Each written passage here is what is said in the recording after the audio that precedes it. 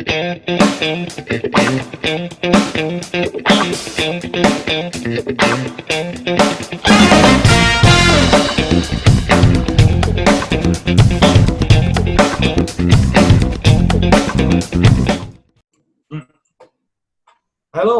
I'm Guy Sandbrook. This is Topic Thunder. I'm still an awkward host.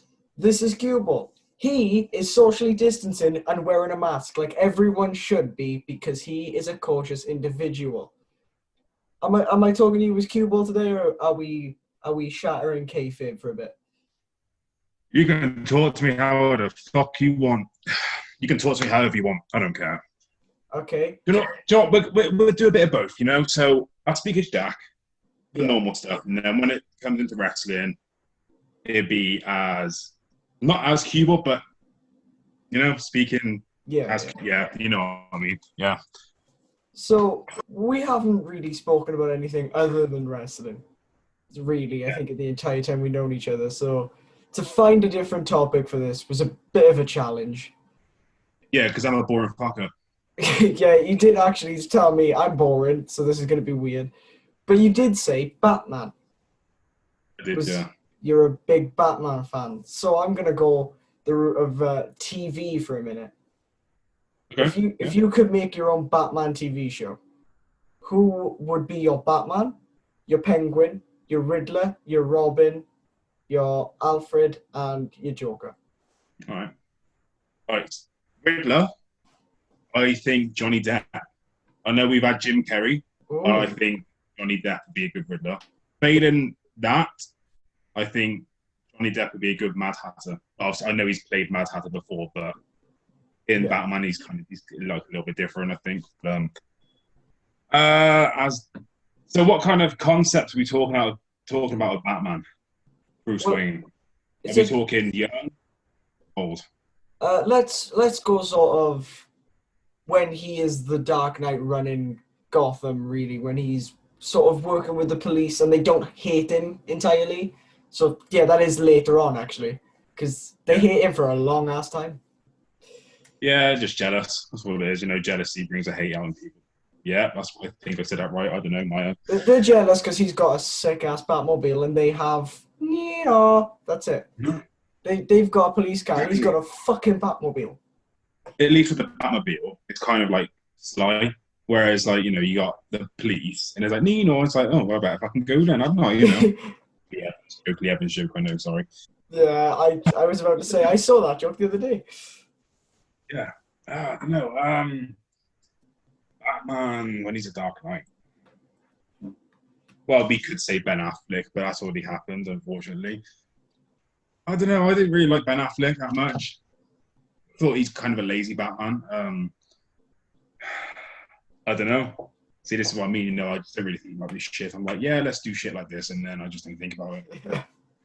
I don't know. I would like to be Batman. That'd be good. I don't know. Robin. I don't know, because there's a lot of I've noticed in the film industry right now. There's a lot of people and like new guys and new people coming out who are in films, and I don't know who any of them are, so I can't really say. But there's bound to be plenty of people who could do the role of Robin, Dick Grayson, because he's just a kid essentially, you know. So anybody with that teenage kind of, I want to say cocky, but he's not really. I suppose he is a little bit cocky, but I don't know. Maybe Tom Holland actually, Robin, the one with the Spider-Man now. Yeah, maybe. I was just thinking that would be a pretty good casting, but obviously going from Spider-Man to Robin is a bit of a contractual no, I should imagine. Right now, yeah, but then you've got Ben Affleck who's done Daredevil, and then that's a Batman. good point. You got a point there. Yeah. Who else did you say? I don't know about Batman because that requires me thinking along. I don't really want to. Alfred. What about an Alfred? Alfred. Well, I really really fucking liked the. Can we swear on this? Absolutely, yeah. I should have asked. It's me. I should have said this. Jack, you've met me before. You know I'm gonna swear at least 3 times during this. Like just the intro half the time, so it's all good. That's cool. Fair enough. I really liked Michael Caine as Alfred. I thought he's one of the better ones. Yeah. Just because Michael Caine is just all around awesome. Someone like him, I don't know. I mean, I'm not really sure right now off the top of my head who could be, but someone like Michael Caine, where he's, he puts over Alfred like really well, but he's also, you kind of know that Alfred is actually still a bit of a badass because of his past. Yeah. But I don't know. I can't think of any names right now. The worst Alfred was the one who was in Batman versus Superman and just fuck me. That was just a fucking.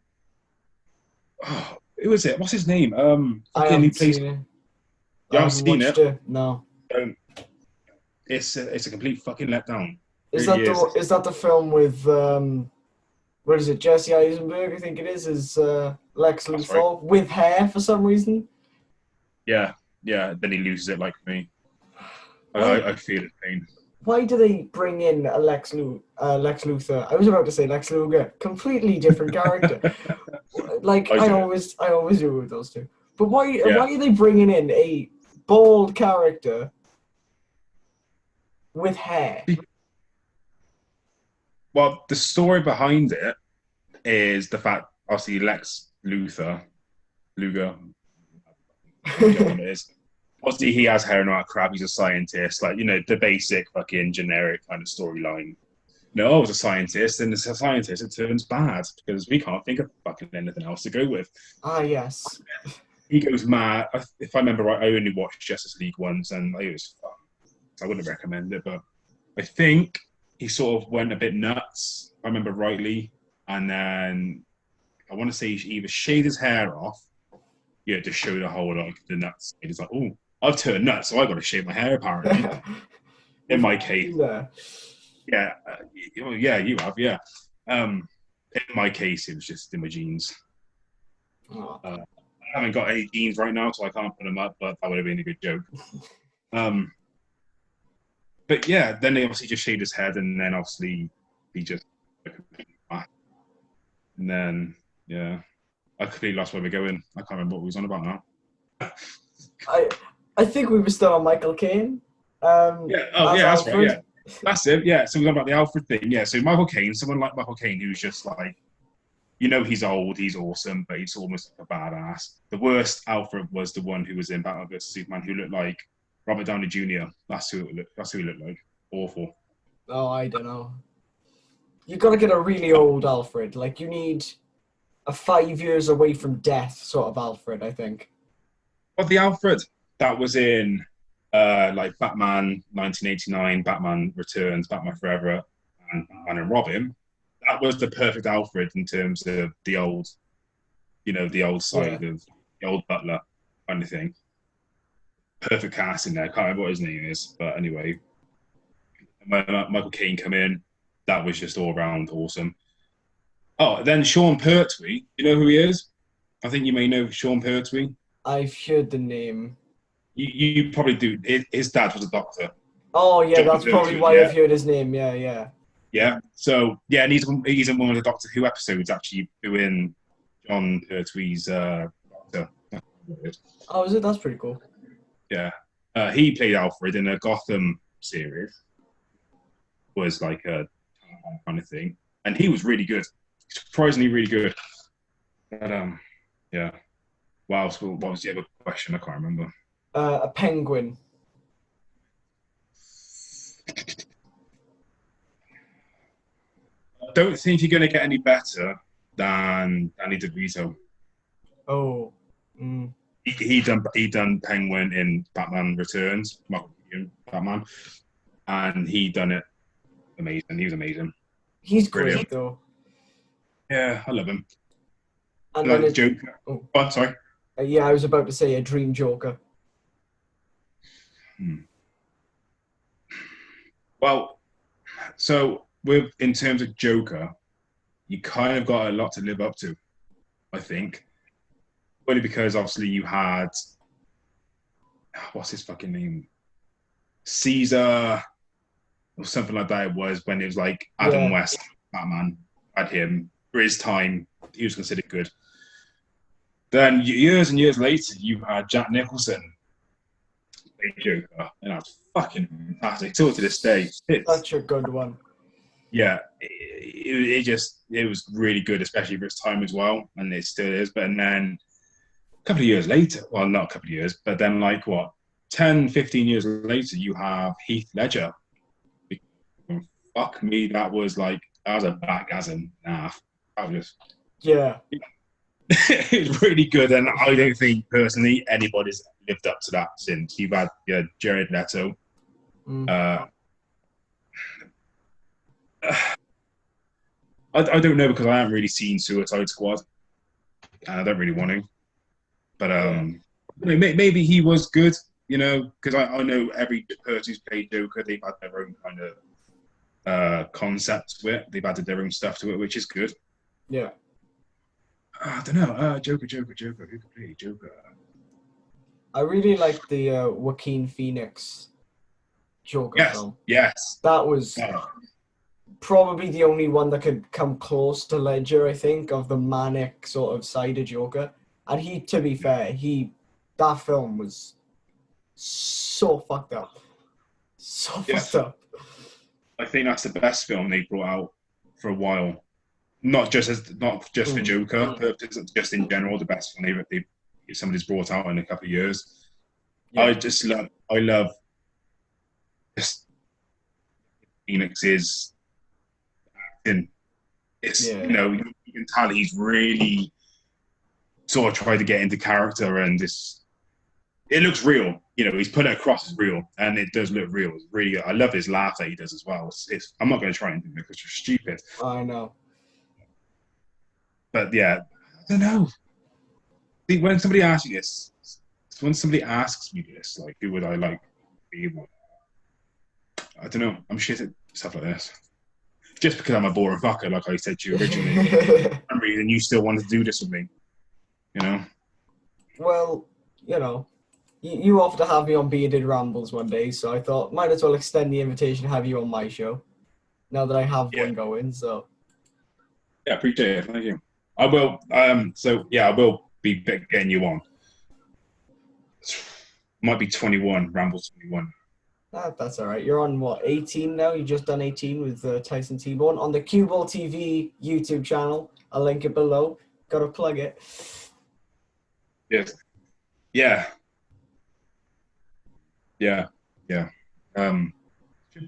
Should be. Yeah, I think it's 8. Yeah, because I'm going to do 19, which is going to be Fletcher Law. Then it's 20 is going to be the Method of Madness reunion, which I can't fucking wait for. That's going to be class. Then I get you. Yeah, instant downgrade from the last few episodes. You got Tyson T-Bone, you got Fletcher Law, you got Method of Madness. Who the fuck is this kid? So that's going to be a good one. Everybody's got their story, man. Everybody's got their story. So, speaking of stories, is there a particular comic story from Batman that you feel needs to be put on screen? I want to say The Killing Joke. I know that's had this animated film, which that was brilliant. Yeah. But I think that needs to have what do they call it? It needs to be brought to life properly. Yeah, like a live action version. That's the one. That's what I was after. Yeah, I think they need to do a live action Killing Joke. That would be intense. Yeah, I think maybe Joaquin Phoenix Joker for that.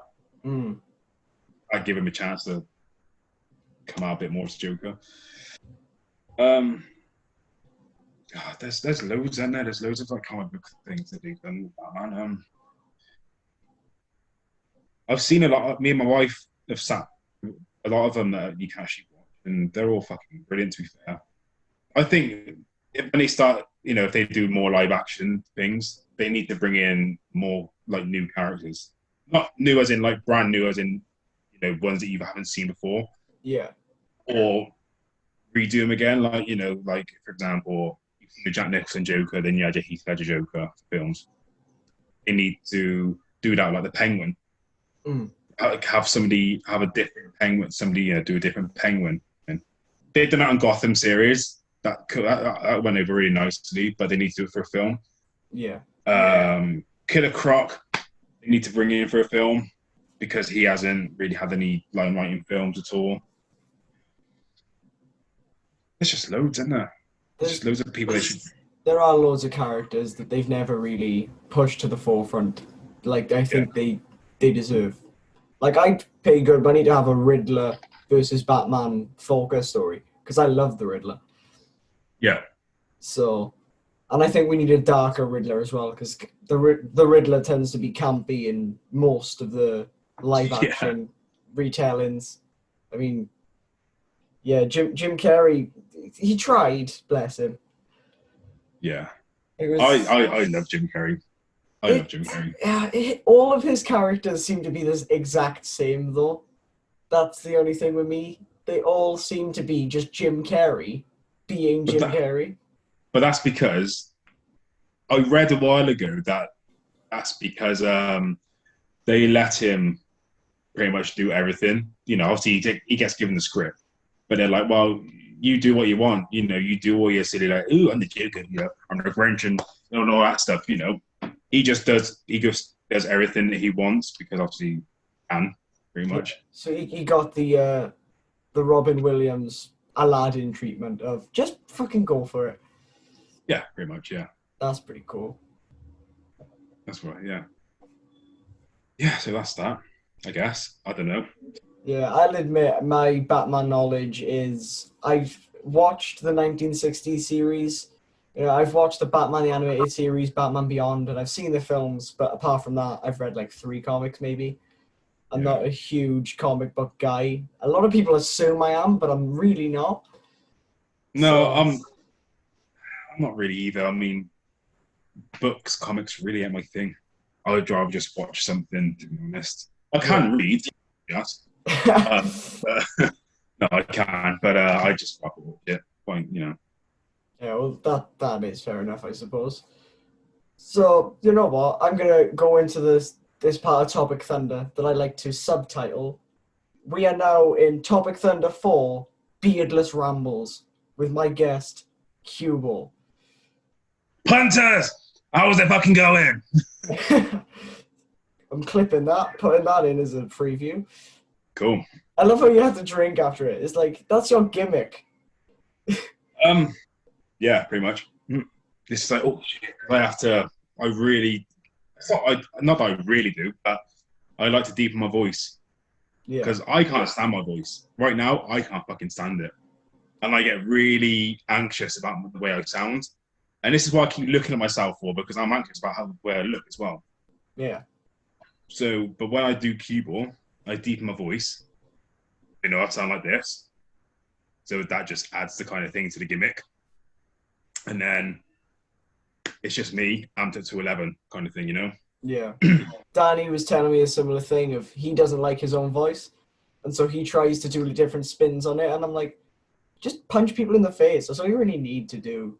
Like, Danny's one of these guys, like, that doesn't really need to speak. He just needs to kick someone in the face, which he's done to me on multiple times. So he's good at it. Yeah, and he's put you through a table or a door. Is it a door? Yeah, it was a door. It was a door. I only remember it's a door because on camera, we done a Dudley Boys spot where I slapped Blake Henson and was like, "Get the door!" and then had to like look at the camera and go, "We have a door." Just sort of break everything because that match was drama and comedy and everything. Anyway, we're not here to talk about me. That'll no, it's cool. It's completely cool, man. Honestly, it's great. Fine. Yeah, that'll come in a couple of weeks. So. You ask a few questions on Bearded Rambles, and I thought, you haven't really answered these yourself. So... No, I don't. And there's a reason for that as well. Well, go on. No, you're going to answer them now. We'll see. We'll see what we get out of this, because I'm fucking shit when I put on the spot. How and why did you get into wrestling? How and why, we fucking go. So, the same story as pretty much every fucker else. Apart from T-Bone, which is actually really fucking cool. I've always loved wrestling. Okay? I watched it. I remember my first memories of wrestling is being sat down at my auntie and uncle's house, and watching. There's like repeats. They used to do repeats on weekends of like after the week. Like they still do now, actually, I think. Yeah. And there was a specific spotlight on just it was literally like a month or something after Kane debuted. When Undertaker and Kane was doing this whole, obviously it wasn't fucking his pyrotechnics, but doing the whole like fucking breaking them down, fucking lightning shit, and Oh, fucking hell. yeah, that hooked me. I was 3 years old, so it's not really that hard to really hook a 3-year-old to anything. But it was kind of weird that how wrestling hooked me over cartoons, I suppose. But yeah. So since I was 3 years old, after seeing that little bit of Undertaker and Kane, that hooked me. And every weekend, whatever, me and my uncle would always watch that, and it'd be like it'd be the Attitude Era. It just came into the Attitude Era, I think it was. So I watched it. So that's what I grew up watching. Steve Austin, The Rock, Nation of Domination, and Blade, Shawn Michaels, DX, whatever it was, fucking all them bollock, fucking. And then I always said to my uncle, saying, "Do you know what? I want to be there. I want to, even if I've seen everybody who wrestles, they would love to get into the big leagues, if you will, like WWE. Yeah. If you want to class Impact Wrestling as a big league, then yes, okay, I'd love to go there." But I also said to him, I'd love to do that. And I'd love to, really love to do it. And you could say I kind of promised him I would do it. And so, years and years later, I go to a show that came to my local town, which was Tewkesbury, which is in Gloucester. That's where I come from. That's why I'm not a Taff. I went to a wrestling show that was run by Pro EVW, which is now Evolution Wrestling. And I went there with my mate, watched a show. Like T-Bone was on the show, and that's the day after is why I met him. Who else on there? You had Charlie Garrett, which is now called Charlie Sterling. He was on the show. Oh, okay. Yeah, known him for years. Someone called Tommy Gunn. Someone called Lee Dimension, who was a head trainer at the time, and he trained me. God, I can't remember this. This is going like 2009, February 2009. This was. And anyway, back to the actual story. Sorry, I'm rambling now. That's weird. So on the walls, they had signs saying, we have a training school. It's at this address if you want to come down. Whatever, bullshit. Like the generic advertisement for schools. Yeah. So me and my mate went down there the next day. It was in Gloucester. It's in like a little village hall. It wasn't massive at all. It's probably about the same size as like the unit that ROW has, something like that. And I loved it. Absolutely loved it. Took my first bump by somebody called Gilligan Gordon. Do you know him? No? Yeah, that name's popped up a couple of times with Aaron. So yeah. So Gilligan Gordon was there. Mad Dog Max was taking a seminar that day as well. It wasn't Mad Dog Max. It was somebody else, but I don't know if I should mention his name because of certain things that came out a couple of years back.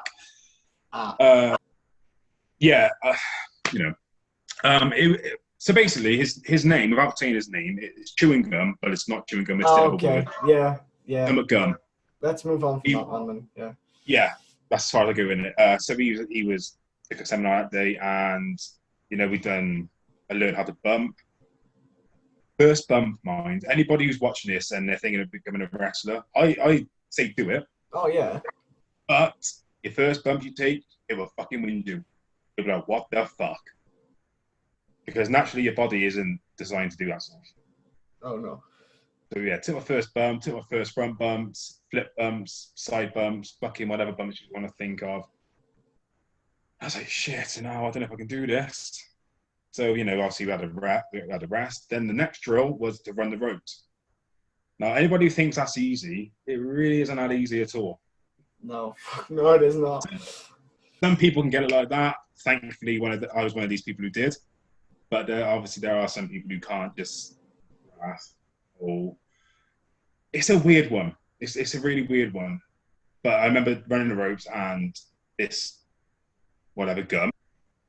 But yeah, have you trained wrestling? Have you trained to wrestle before? Because you're running these ropes brilliantly. I was like, no, it's my first. This is literally my first time ever accepting in the ring. And he's like, Jesus Christ, you've got something.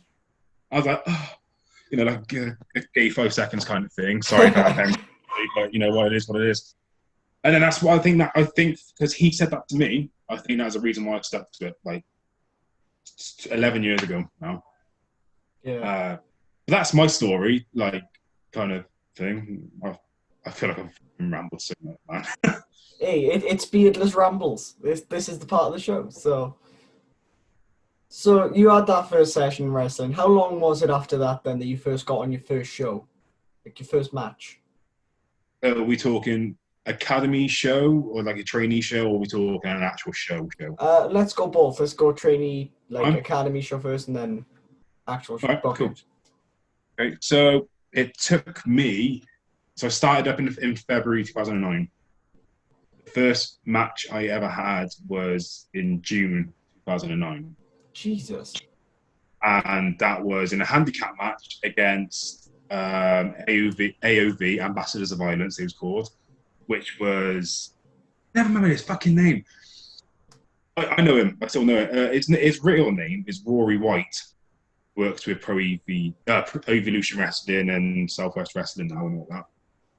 And Tom Fraser, but he goes by Fraser Tom now. Okay. He's the one who lost all that weight, and you know he does all like stuff in Oh progress right, yeah. Yeah. It's amazing how much he's lost weight, man. He was fucking fair play to him. If he does end up watching this, fair play to him, man. You know, you've done some good there.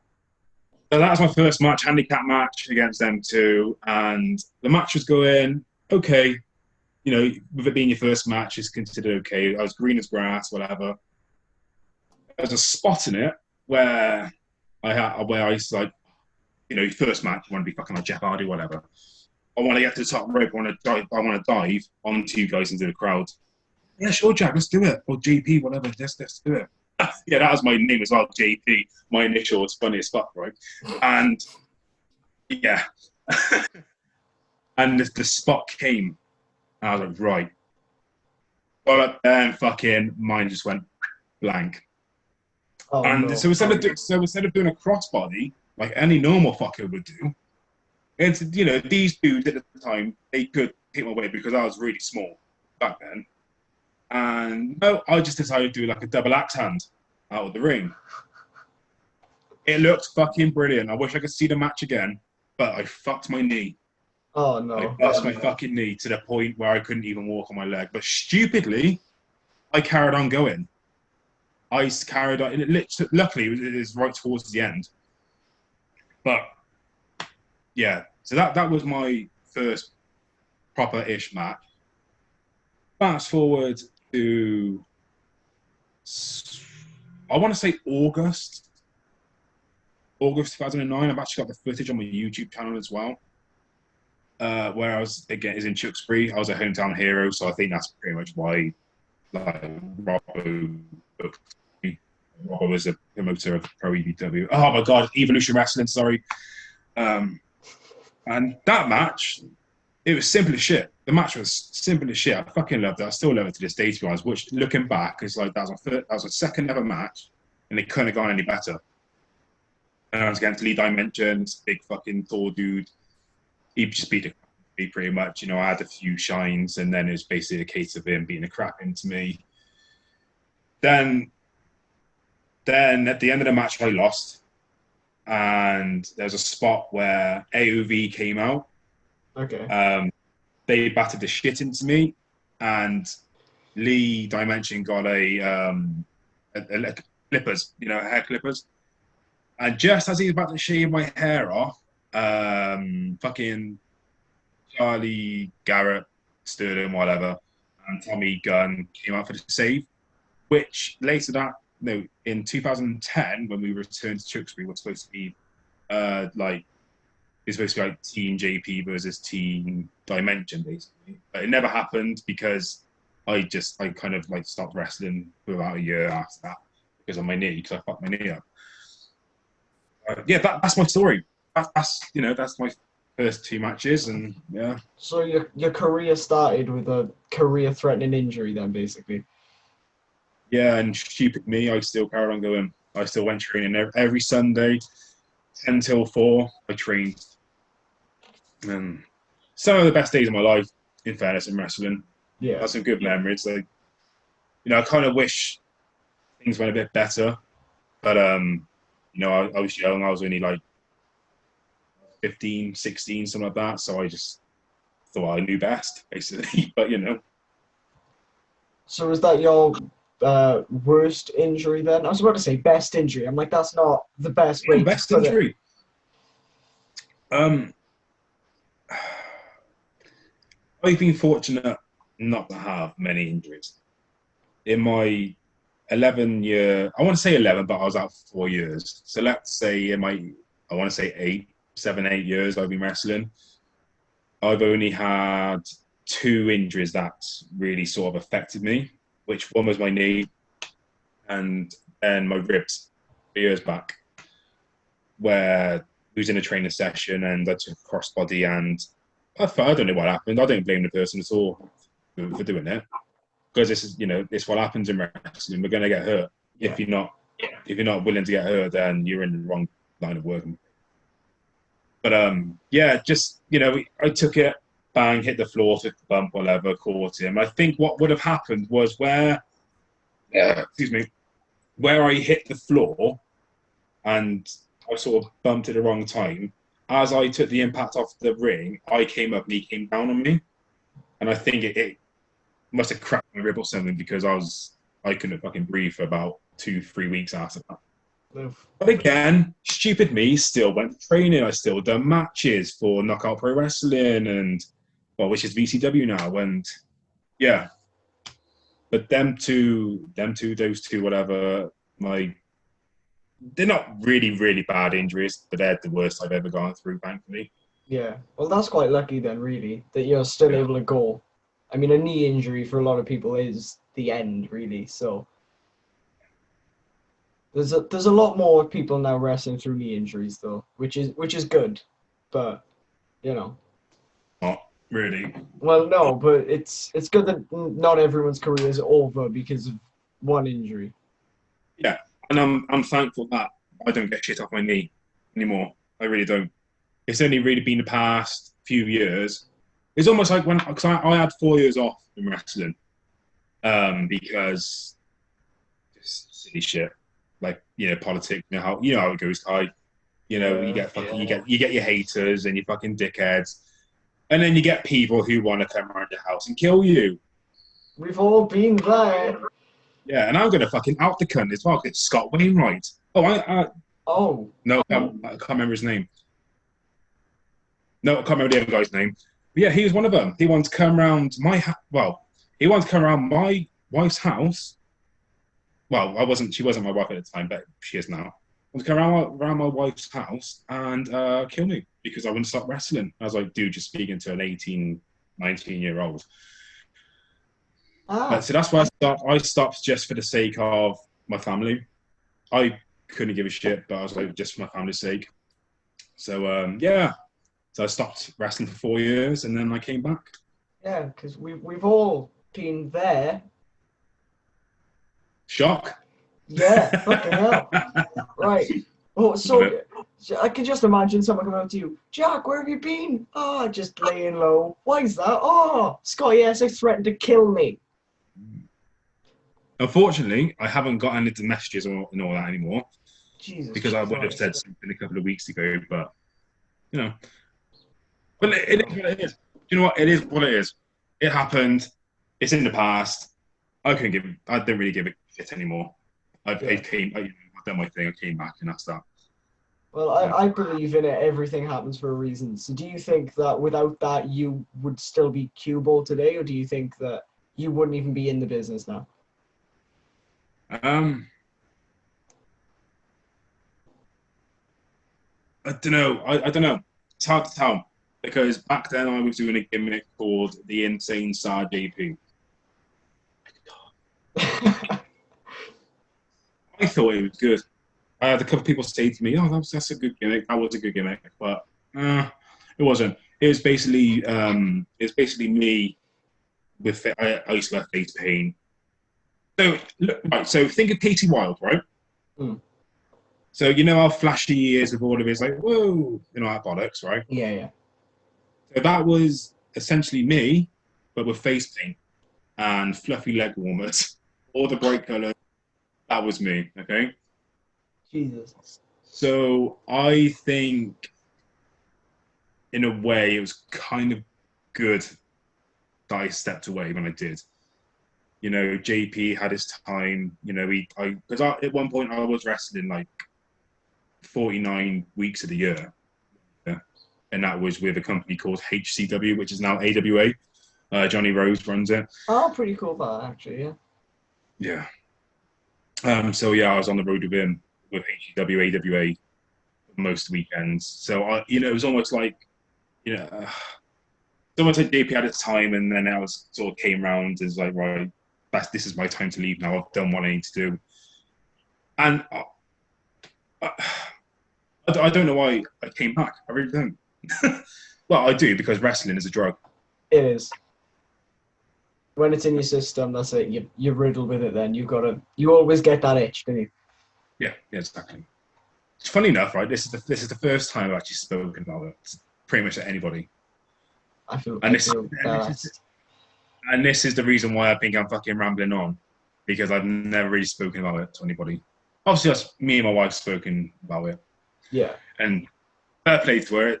You know, it's taken her a lot for her to say, like,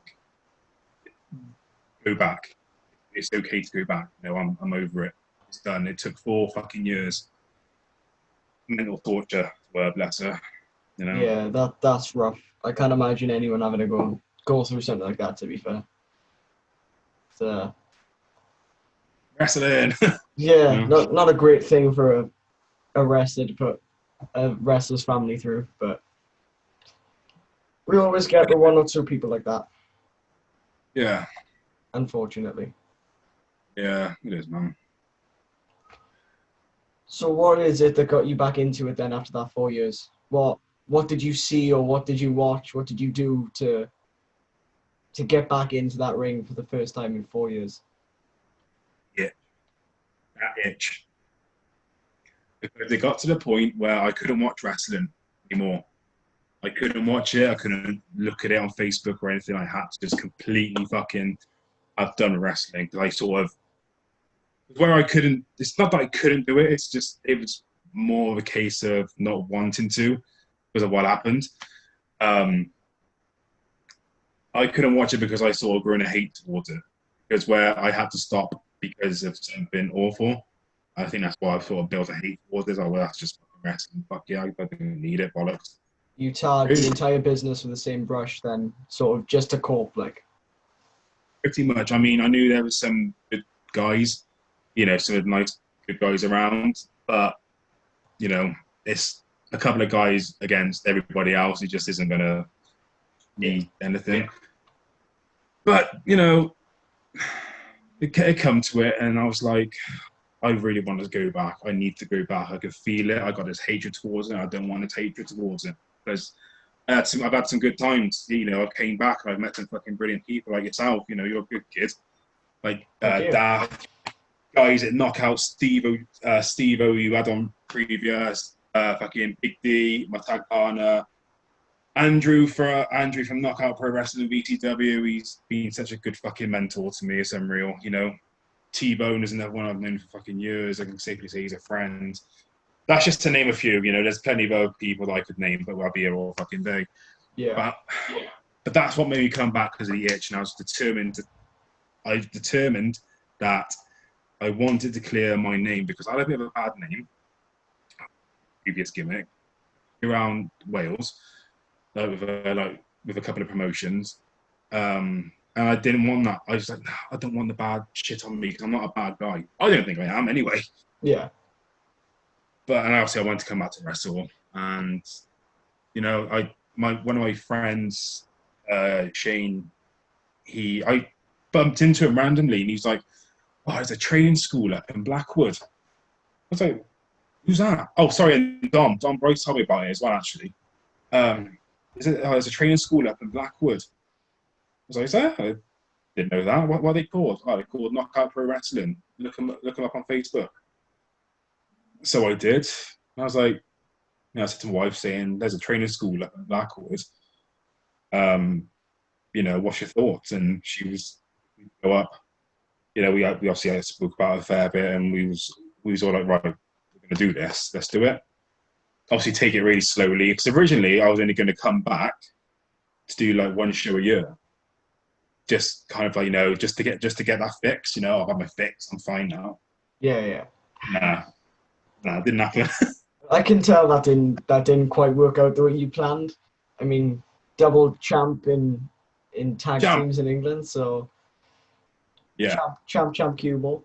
Yeah, well, that was down to you, Kai. That's all credit to you, man. You came with the champ. Yeah, it was. Yeah, champ. You. Yeah. So let's speak a little bit then about the Cueball character and what came in between the Insane Star and Cueball, because I met you during a time where you weren't doing the Cueball gimmick. Ooh, that was my dark side of me, as I say. Yeah, the Alistair Michelson gimmick. Thank you for remembering the name. Thanks for remembering that name as well. Yeah, I have to. You were the one that eliminated me from my first Rumble spot. Yes, that was funny, actually. That's a funny story, because I was in this Rumble. So this is the story, right? So down Royal Imperial Wrestling, I just had a match. I just had a mixed tag match. It was me and Laura James, her name is, versus Death Row, and I can't remember what her name is. Clarity Miss. We had that match. We were just two big fucking monster dudes, like, oh, I know that crap, just kind of scare each other. It didn't really work out. But it was a good match. I enjoyed it because I love Death Row, bless him. He's a scary fucking mind. Don't piss him off if I was you. So I have a little story I want to inject just for a sec. Death Row is a scary looking guy, right? Until you see him backstage eating a packet of prawn cocktail crisps, dancing to Johnny Harris's theme, which I think at the time was like, I don't think it was YMCA, but it was something really camp and flamboyant, and he was full on like getting into it backstage. That loses all the mystique then, and then he puts the mask on, and you're like, fuck. This is what I was trying to avoid. I was trying to avoid shitting over his gimmick, to be fair, but you've just done that for him. Death Row, that wasn't new. That's fine. It's like, if he kills me, he kills me. I'm up for death by Death Row. So right, fair enough. I've always wanted to take that choke slam, so it's all good. Yeah. So the story, we just had that tag match, and then the Rumble coming up. All right, sweet, cool. So I enter, I do my shit, I beat a couple of people up, beat up Dreadwolf, Casey Wilde, fucking David Evans, are both of them, because they just can't think of different names for each other for whatever reason. Who else was there? Fucking, I don't know. Anyway, so then this young lad comes in named Ethan Everett. Kerry at this time. It was before I changed my name. What was it? Kerry. That's it. Yeah, Kerry.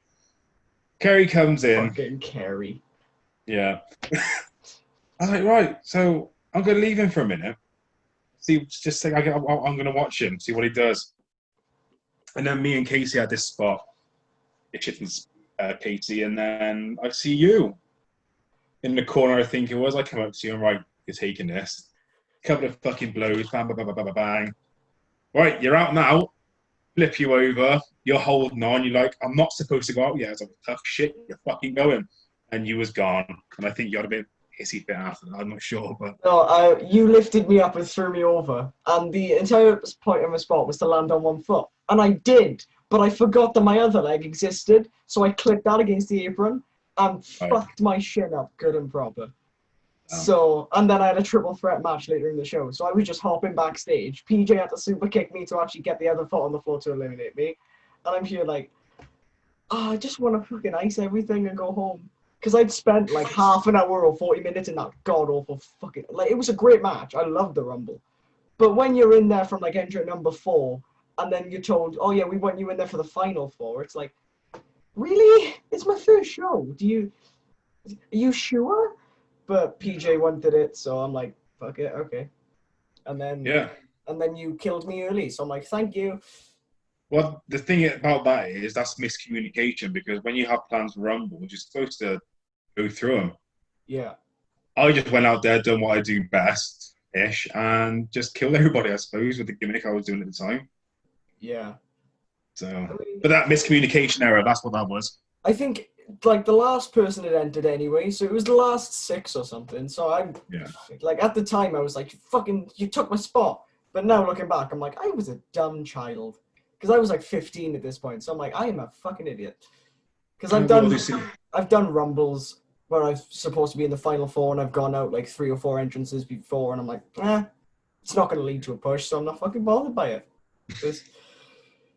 We all do silly things, man. We all do silly things. We're all twats at some point in our life. Aye. So yeah, the keyboard gimmick anyway. Sorry, before we. Oh yeah. Other than the JP gimmick, which was the hyper side of me, if you will. That was literally me amped up to probably about 20 and not 11. Then we went to Alistair Michelson, which was the dark side of me, which I enjoyed doing it. I just enjoyed the mysterious side, scaring people. I enjoyed that. And then Cueball came around. And it's something that I didn't think was going to work. But, right, so I'm going to give credit where it's due, right? It wasn't just me who came up with the Cueball name or the Cueball gimmick. It was Nigel from Exposure Wrestling. Yeah. Come back. You know, I went to Knockout and all that, which, you know, could be training him. But in terms of having a gimmick, Nigel helped me. And I'll be forever, you know, I'll be forever grateful for that, for his help. You know, we came up with this and right, let's do it. Let's fucking do it. It's like, so what name are we going to have for it then? Oh, I don't know. And I was like, why not just take the piss because I'm bold? Let's just call myself Cueball. You know, I look like a Cueball, literally, and with a beard. Fuck it, let's do it. And then the Cueball is the confident, like we said in messages the other day. It's you know, it's the confident side of me. It's, you know, I can be a mouthy twat without getting told off, I suppose. Yeah. That's what Cueball is, the mouthy side of me. And yeah, like I said, it's a gimmick that I didn't think was going to work. And I didn't think it really should have worked because there's so many people with the same gimmick out there. But it has, for whatever reason, it's worked. I think it has anyway. Yeah, well, you're mentioned by a lot of people. You're pretty high ranking in at least this corner of the Welsh independents, so you know it's not. It won't be for my wrestling ability either, because I'm not the greatest wrestler. I've always said I'm an entertainer. Yeah. Well, you've got more than just the entertainment with you now. I mean, I am gonna link to your page. Do you have a page for JP Designs? A lot of people tell me to do it. Hey, I did it with like 3 weeks of experience. You've got God knows how creative. long. Yeah. Thank you for that. I don't know. I'm sorry. I don't know if I want to make one. JP Designs. JP Designs isn't because of my gimmick. JP Designs is my initials. That's what it is. Nigel Designs. Fuck it, I'll do JP Designs. It is, I can think of something better, but yeah, I'm lost where we are now. I can't remember. Well, I'll link something anyway, because obviously you're doing a lot of designs for a lot of the guys now that we both work with. Yeah. So there are a lot of really great design work coming out of Welsh wrestling right now. I mean, I think, is Kenny Mantra still doing designs? Because he's done a fair few good ones in the past. I know. Yeah, I love this stuff. His logo was all him, and I'm pretty sure did Big D have one done by him at one point? The Tremor logo he used for RIW, I'm fairly sure that was. Oh yeah, it might be. Yeah. I think it was, yeah. But he's done some good designs. You've got some really good ones coming out. I do things, so it you know, I try. Bless my heart. Some of them are good. Some of them are good. Some of them are just right. So let's just say this, right? So you got to start from somewhere, okay? And you haven't done it for long, but from what you've done, it's good. Okay, there's some stuff that are better than other stuff, but that's just how it goes. I mean, when I started doing the graphic designs, they were fucking pure shit. I look at them and think, what the fuck was that? I thought that was good. But then I found, like, you know, more apps. I do it all on my phone. Apps, and then Really? do it on my phone. That has depressed me in a way that I never thought. iPhones are useful. So fuck a lot of you for saying that they're not. That But after this, or after this recording, whatever, if we stay on, I'll tell you one. is. I'm not giving secrets away, but I'll give them away to you. That's boggling my mind. How the fuck do you do it? Jesus. Right. Okay. I've tried doing it on laptops, and fuck me, I just have a fucking. I can't do it because me and technology isn't great. No. Same. But no, some of the stuff you do produce is good. Thanks, man. A lot of the stuff you do is some of it fucking great. But some of it is just a bit like, come on, man, think about it a bit more. Yeah. I'm not saying it. I'm not trying to be a twat to you or anything. It's just being constructive. That's all, you know. No, I know there are a few designs that I've done that I've gone. I could have done this. I could have put this over there. I could have tweaked the color there. I could have put contrast up there. But then I put something out. Yeah. Then I put something out like the Chris Ruin logo, or you know. That was fucking good. I'll give you that one. That was amazing. I still love that one. That was so fucking hard to do. But anyway, let's move on. Right. So how long have you been designing then? How long have you been throwing stuff together? 2 years. That's 2 years. That's not as long as I expected. I expected a fair few years behind it, so... Yeah, about 2 years, because I was getting fed up of trying to find people who would do graphics cheap. People don't, because obviously they have all these programs on their computers, whatever, and they cost a fucking arm and a leg to be able to do stuff on, which I can understand why they do it. But I don't want to be spending 50, 60 quid on a fucking thing to go, I'm Cueball, book me. Fuck off. I don't want to be spending that much. So this is why I tried to do it myself. I found an app. Well, my wife did, sorry. My wife is fucking brilliant, you know. She is like my... I don't know how to word this. She's a supervisor, if you will. Right. You know, I would do stuff. I'll put posts up on my page like, Jack, really? Think about that one. I'm like, yeah, all right. Or you spelled something wrong, Jack. Or you haven't done this, Jack. It's like, all right, yeah, fine. And then I readjust it. I'm like, hey, do you know what? You were right. Yeah. I remember just before I debuted, so this was, you must have still been doing the Alistair Michelson gimmick at this point. And it was during the RIW exposure angle, where I was sort of William Joseph's, I was his lackey, Kerry Everett and William Joseph, and I was obviously the RIW voice on Facebook, and every single post that I put up or you put up, we get into this war, and then your wife would join in, and I literally had to go up to her at the first show that she was at and was like, do you actually hate me? And she was like, oh no, it's okay, Fabe. I'm like, thank fuck!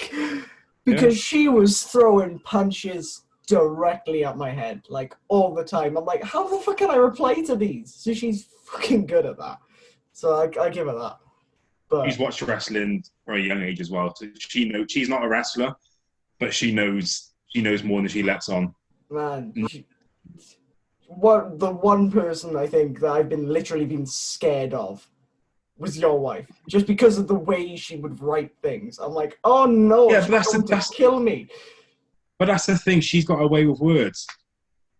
That's what makes it like, that's cool. But whereas me, I'm just like, it's simple. I'm not fluent in fucking sounding amazing or having like a fucking A level in fucking English or whatever, you know, like you have with your fucking big words you give to him. I'm like, what? Like, what the fuck? So I gotta try and like put some stuff into context. I'm like, okay, I'll just agree. Yeah, that sounds good. Yeah. All right. Anyway, what was you saying, Kai? I can't remember. again. I can't even remember now. We've gone so far off. We started on Batman, and now we're talking about your wife. There's a bit of a bit of a change there. Batman's fucking boring. Let's just talk about wrestling. It was gonna be that. It was gonna come about. It was fucking gonna, both wrestling. Yeah, yeah. it's gonna happen. So let's just fucking do it. Yeah. Topic Thunder was supposed to be the first thing on my channel that is completely non-wrestling related. I know. And it's within, I think we've done 4 episodes now. And the majority of the first 3 had nothing to do with wrestling. Yeah, this is a wrestling So let's just say this is Topic Thunder, Wrestling Edition. Yeah, this is a special edition with Cueball. So I've asked you how this you isn't got started. Cueball. This isn't Cueball. This is just Jack. This is Jack. Okay. This is Jack. This isn't Cueball at all. Good, because Cueball scares me. Anyway, so Yeah and Scare. How did that come about? I know the name was a Facebook thing. You put it up on Facebook. We need a name, and I can't remember who commented it. But someone's. Was it? I think it was Steve-O, yeah. He's great with naming things, though. Fair play to Steve-O. He's got a good mind for wrestling. Yeah, I stayed up for hours talking to Steve-O. He's a wealth of knowledge. Yeah. I think if you and him were to like run shows or something, I think it'd be something good. Because you've got a good mind as well. I think we'd end up making something.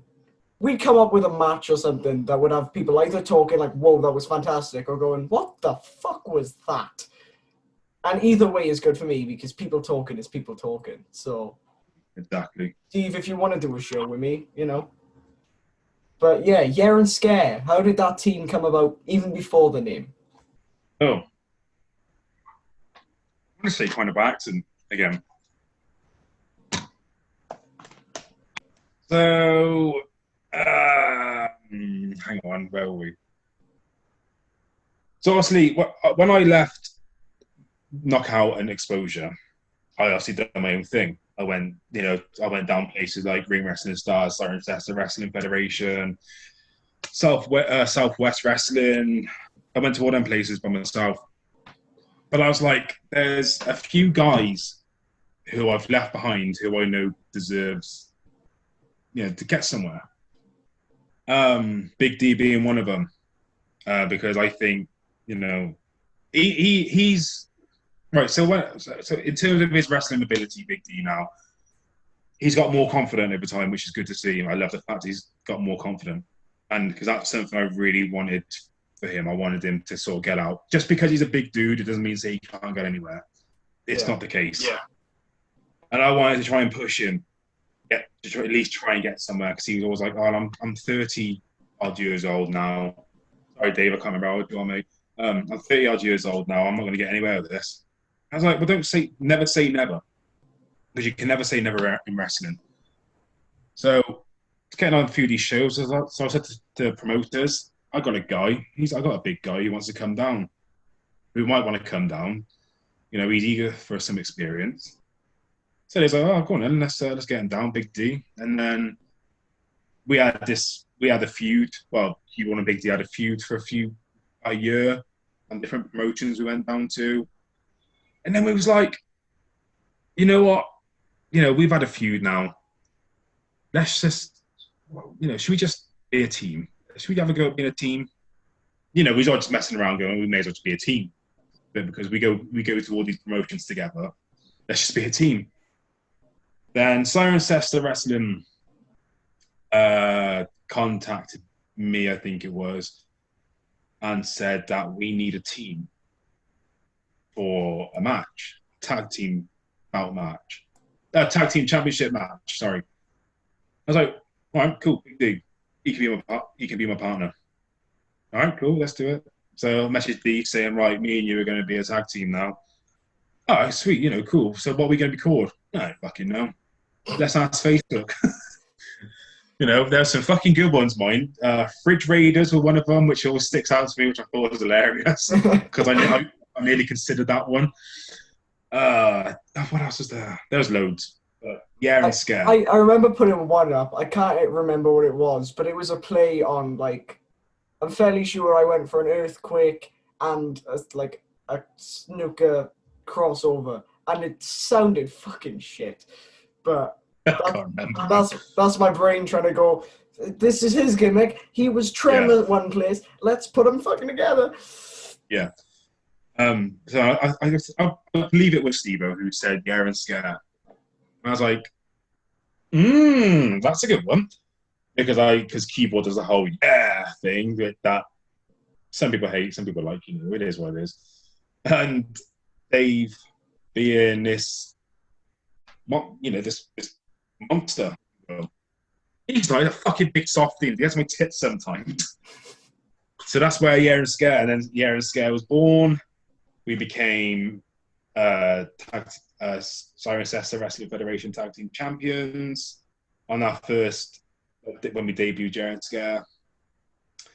A couple of months down the line, into November last year, and then we won the Ring Wrestling Stars Tag Team Championship belts. And for obvious reasons, we're still champs. Can't do anything about it, but it looks good for us. Yeah. I can't believe that show, that CWF show, was your first show as a tag team. That's bizarre. So you've been a team for less than a year then? Yeah. So, and that match we went against Casey Wilde, and now he's called Justin Powers. He was called Razor Storm then, I think. I don't know. Fuck knows what he was. I don't know. He's had too many fucking gimmicks already. Against a tribute team of Cruel Connection. It was like a WWE, WCW kind of team. Yeah, but then we won that. But yeah. And then the RWS ones, we won them off Fog of War, but Ryan Charles couldn't make it, so it was Kenny Mantra and Bulldog the Biker versus me and D. Oh, nice. So I'm going to ask a bit of a weird question now. Then I don't know if you've ever considered it, but if Yeah and Scare was approached for, let's say, work on a TV show, a wrestling TV show, so like fucking World of Sport, fuck it, because that hasn't officially been cancelled yet. And they said, we want you, but we want you as a faction. We want 4 or 5 of you. Who are the people you bring in to star as Yeah and Scare alongside you and Big D? This question got actually brought up to me in a live feed a few weeks ago. First person straight away, Brooksy, Dan Brooks. Because of just he'd be more than like the high flying jackass kind of person, which he is, bless him. So it'd be me, D, Dan Brooks.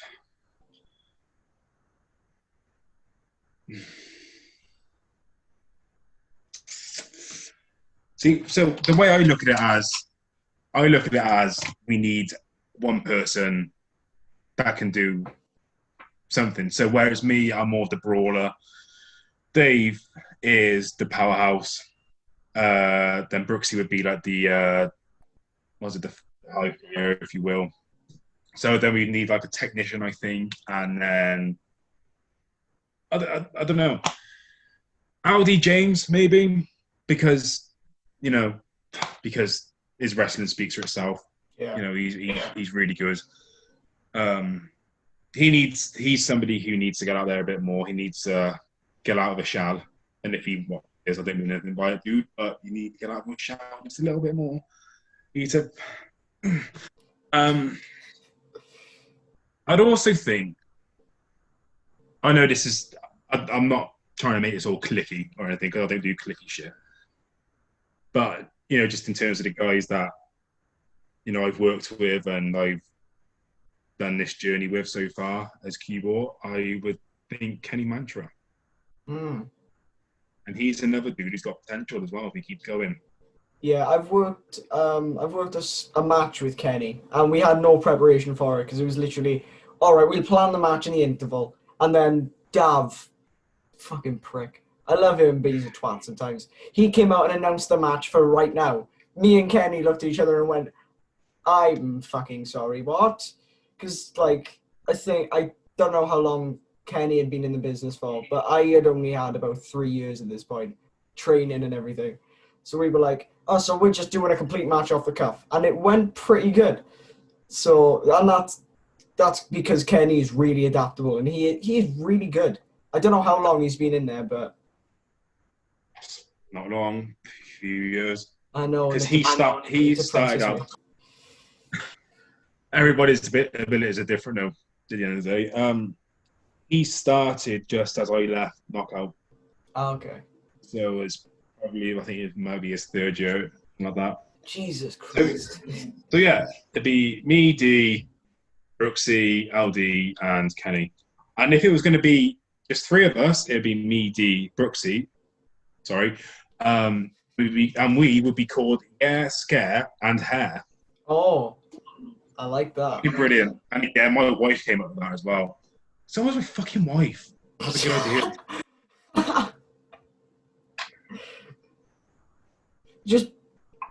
She's more over than you right now. Yeah. Don't. Yeah. She's alright, bless her. So, I don't know. I had another question prepared, and it's gone. Fantastic. It was a wrestling one. Sounds like a great question. Yes. I got a good one for you. Oh. I don't know how, because obviously I haven't said this to you, but it's something I'm going to start putting into Rambles, I think, because I think people need to learn the real side of wrestling, okay? So if you want to answer it, fine. If you don't, completely understandable. All right. So, mental health. Ah, shit. How do you deal with that in wrestling? Oh, that's a tough one. What do you mean now? Like, how do I? All right. All right. This is me, right? So I'm a sufferer of, this is going on mental health awareness. This is, I'm going to speak about shit now. Sorry. The way I deal with depression and anxiety in wrestling is by kind of not listening to myself, because I am my worst enemy. I don't believe in myself a hell of a lot. I shit over myself a hell of a lot, and I really, really beat myself up a hell of a lot. So I can have matches. I could have gone quite well, but I'll still find them little things that, oh, your foot positioning, because I've had that drilled in my head about foot positioning and ring awareness. Yeah. And I'll beat myself up at big time, and for about a week I will be on a downer. My depression was kicking because of it.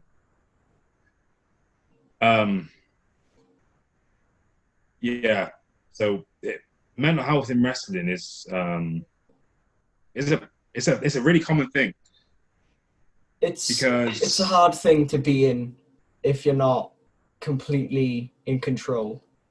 Yeah. So my experience is me and Brooksy had a tag team match against High and Mighty. And I'm not trying to shit over them, and I'm not trying to shit over any of them, but that match was awful because I felt like it was because of me. Because my head wasn't in the game at all. I was somewhere else. I was just I had this thick black fucking cloud over me at the time. And it really ruined the match. For something that should have been such a good fucking match as High and Mighty, they're so good. Yeah. It should have been something good, but it wasn't. Because of me. My head wasn't in the place. Yeah. I don't really know where else to go with this. It must. So how do you cope with it then? I give myself a kick up the ass, because I even like through this lockdown, I got to kick myself in the ass a lot of the time. Doing the rambles, I know it doesn't seem a lot to people, but it takes a lot for me to get in front of this camera and start speaking shit. It takes a lot for me, especially because I'm not wrestling at the moment. It takes a lot out. It takes me a lot to get into the Cueball gimmick. Yeah. On some rambles, I won't be as much as a twat, if you will, because I'm just not there quite. But I've got to keep giving myself a kick in the ass. I've got to keep reminding myself that I do have support out there, because sometimes I feel really underappreciated. I do for people. But that's just me. That's Yeah. because I've made myself feel like this, and that becomes depression and anxiety because I have anxiety as well. So I think the worst of people. And as soon as you said this to me, I used to like, so do you want to come on to Topic Thunder? I was like, to you, I was like, yeah, man, that'd be great. But behind my phone, I was like, I'm a boring fuck. I don't know what to say. I don't know what to do. Like, Yeah. that's why it's kind of a bit awkward at the start. I was just like, I don't know what to say. I judge myself. Like, that's why I keep looking. That's why you'll probably see me keep looking at myself on this camera right now. I do it all the time. I'm doing it now. Yeah, because I worry about the way I look. And I fucking hate it. I hate it so much. Yeah. But it's just all about giving myself that kick in the ass and knowing I have all that support out there. I have my wife who supports me. I have my children who support me. They're fucking golden. They've put up through so much shit. Nothing bad. Nothing before anybody gets the wrong idea. Nothing bad. But they just had to deal with their dads. And my wife's had to deal with her husband going through dark days. And if it wasn't for them, I probably wouldn't be here right now. I'm going to put that out there. Because the amount of times I wanted to just unbelievable. It's something that's very prominent, I think, in wrestling. And we always hear about something going on, and it's a horrible thing. Whenever it happens, it sucks. But you asked me the question, so I guess I'll answer it. I don't know, because I'm a lot like you in that way, because I always feel like nobody really appreciates me. Like, Danny, like I'd say these now. The people that really I look at as the people that care are like Danny, Dav, for all his faults, PJ. He's not always there because he deals with himself. But whenever I'm at my lowest point, he's always there. Even you, really, Steve-O. There are a lot, like Clarity Mist, her entire family. Like, I have a network there, but it's outside of. I don't know. It's like, and Aaron Blanchard as well, but I feel very insecure about myself in wrestling, obviously because I am a smaller guy. Like, I'm 5'2", barely cracking the 100 pounds mark. So it's like, I never feel like there's a place for me on a card. Like, I never feel like anyone wants to use me. For just yesterday, I got dropped, and immediately my mind went, "You're too small. You're too this, too that," and it's a constant thing of nobody really wants you in this business. Like this, everything's against you. All this, and even with doing the graphics now, I started doing this selfishly so that people would rely on me. I think, like that was a little bit of it, and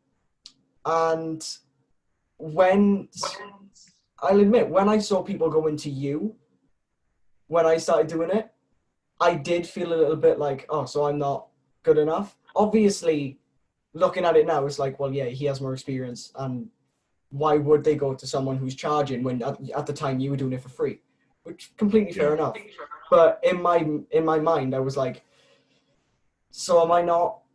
You're a twat. Yeah, that's what you're thinking. Yeah, I'm like, well, so is he better than me? Like, and obviously, like, I'll be open about this more on Bearded Rambles, but like in RAW, my home promotion, my booking, as I'm sure a lot of people know, has been stop-start, and that is a lot due to my mental health and the way that I perceive myself. Because there have been times where I've been like, "Don't put me on this show." Why? Because I'm not in it. I'm not in it. I'll shit the bed, and then that show I go out and I have the best match I've had in a while, and I feel great. And then the next show I shit the bed, and then it's the next show. It's like you're only ever as good as your last performance. And I feel like every time I go in there in a good mindset, I fuck it up. So I'm a bit of the opposite. Yeah. Like, if my head's not in it, I'm going to wrestle. But it's you're like, going to prove something to yourself. That's why. Yeah, I'm one of these people where I'm a perfectionist in a way, and I'm a completionist. If I don't accomplish this goal, if I don't accomplish this in a match, if I don't do this, if I don't sell this right, if I don't work this part of the body right, then the match goes to shit. And yeah, it's hard for me to deal with a lot of the times. Like there have been times, especially during lockdown, where I haven't done anything for about a week, 2 weeks, because I'm really just beating up on myself for things that I can't even control. Like, but Yeah. no, I think I deal with it. I used to deal with it in watching wrestling. Like I used to just watch Dean Allmark matches, Zack Sabre Jr. Lately, I've been watching some old like Danny Owens matches. Because Danny, I don't care what he says, he always hates it when I put him over, but he is a great worker. Yeah. He is. He's one of the best that I know. Like, obviously, High and Mighty as well, Martin and Mark. They've helped me out through a lot without even saying anything. I watch a lot of Fletcher Law because he's got that sort of... He's not the biggest guy, but he has big man energy. Like, he is living big dick energy, and I love it. So I've until recently I used to deal with it by watching wrestling, but now I'd say the way I deal with it all is similar to you when you kick yourself at the arse, but it's I take a step back and look at what I need to accomplish in the business, because there have been so many times where I've considered either just or just leaving the business entirely and see what happens. But I know, because I took like 2 months out, I know that if I step away now, I'm going to regret it. So I've got a lot of...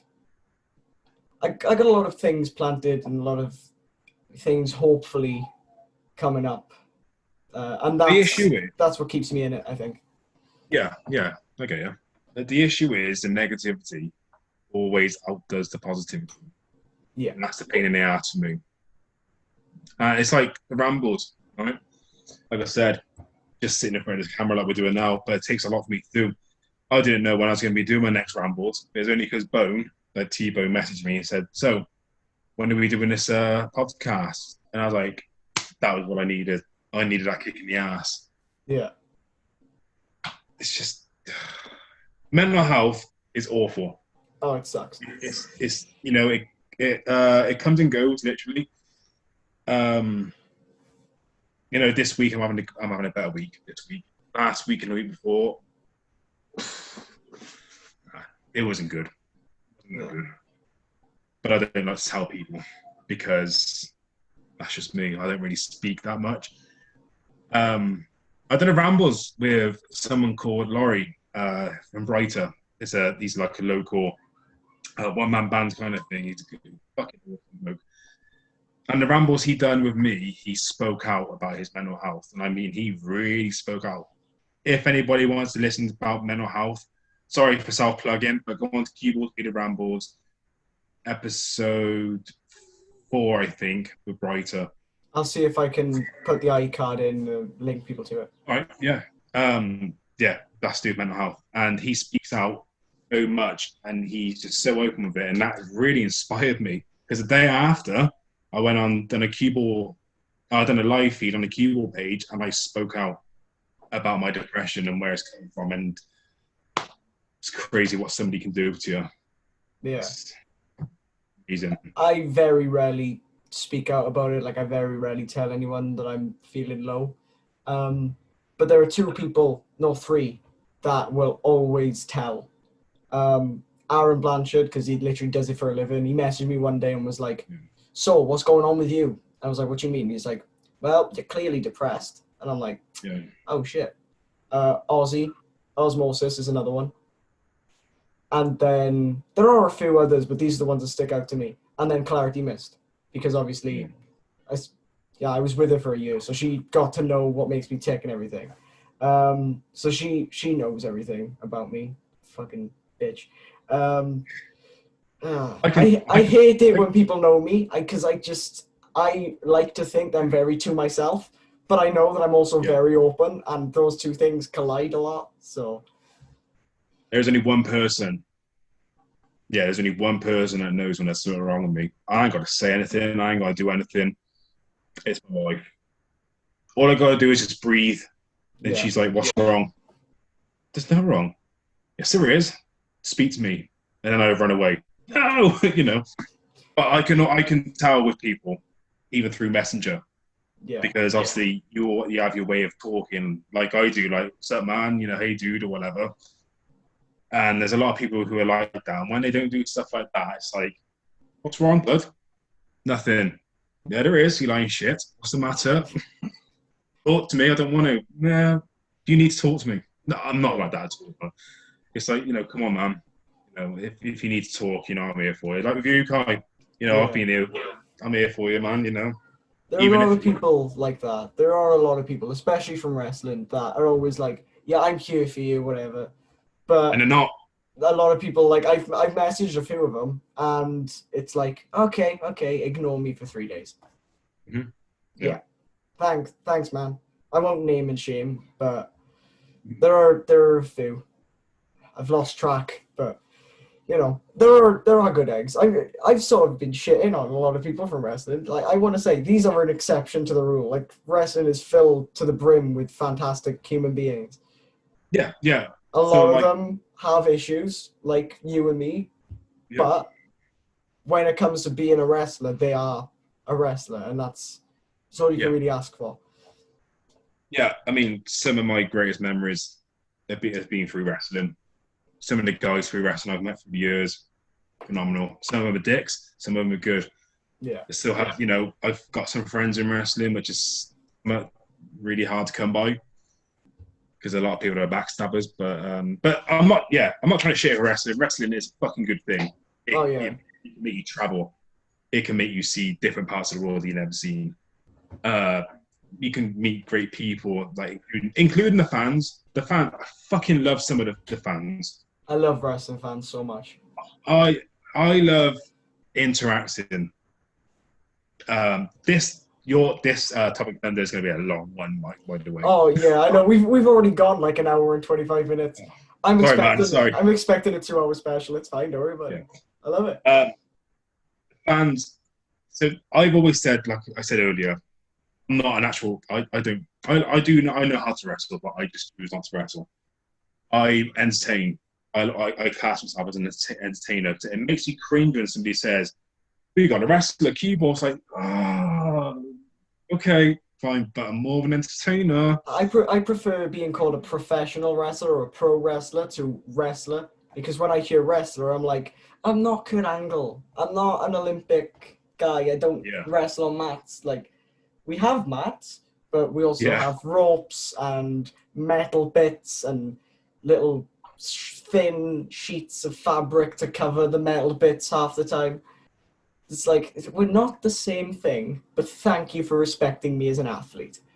Yeah. Which I do not look like. Yeah, neither do I. But I'll only ever consider myself a wrestler. The only time I would is if I was end up in the big leagues. But that's just me. I'm more of an entertainer. I'd always say I'm an entertainer because I love the interaction with the fans. Absolutely love it. I feed off them. Because wrestling nowadays, like I was saying, like me and Bowman saying in the last episode of Rambles, I say to everybody, wrestling is built around emotion nowadays. Yo, absolutely. It's not a sport anymore. It's an entertainment business. Yeah. And you need the audience. And from what WWE have been doing lately, since the whole COVID shit, you can really see how much the audience makes a difference in wrestling. Yeah. And I hope to fuck when we can all start doing wrestling again. I hope people, like the wrestlers, appreciate fans more because I fucking do. Yeah. They are the most important part of it, I think. Like, you've got the promoters, obviously, like, they play a vital role. You've got trainers, you've got the wrestlers themselves. But none of the shows would be happening if it wasn't for the fans paying the promoters to pay the workers to be able to wrestle. So they really are the engine then that keeps everything running. Heel or face, whatever I am, I'll always interact with them. Yeah. Because we're not there because of the fucking ropes. We're not there because of the canvas or whatever. We're there because of them people sitting in the rows. The people who are going to cheer us, the people who are going to fucking chant Cueball or boo Cueball or fucking cheer Yeah and Scare, cheer fucking Kai Sandbrook, cheer fucking any fucker in this world. That is what we are there for. And as soon as the people fucking realise that's what we're there for. Sorry, I've gone on a bit of a rant now. Yeah, And I'm no, just it's fair enough. A lot of people don't really interact with the fans. And I was talking about this to Danny and Aaron the other day. Everyone is so focused on being a wrestler. Yes. Which I was. At the start of everything, I really was focused on being a wrestler, which is weird considering my first night out there, I was a comedic, shitty heel who cut a promo on the entire crowd, like, but I'm a wrestler. No, I'm that entire thing. I was an entertainer. Yeah. Like that I was not a wrestler that first show, and I haven't been since. But everyone is so focused on being this tough guy wrestler that when they come out, they go, yeah, and then they wrestle and then they leave. But you've got to work the crowd. We're workers, not a wrestler. That's what Aaron has drilled into me in the past 4 months. Yeah. So if I ever became, like, not necessarily a developmental coach, there we go. Yeah. If I was ever to be one of them, I would love it. I personally think I can give a lot to people in terms of gimmicks and crowd work. Sorry, I blew my own trumpet there. I'm so sorry. But hey, it's always good to it's a healthy ego. It's always good. Yeah, but it can come across flattish. I don't really want that. I think in training schools, I know there's one training school who does it, but I think there should be more training schools who not yes. Okay, so you need to learn how to wrestle. Simple as that. You need to learn how to wrestle. That's great. If you can wrestle, fucking awesome, great.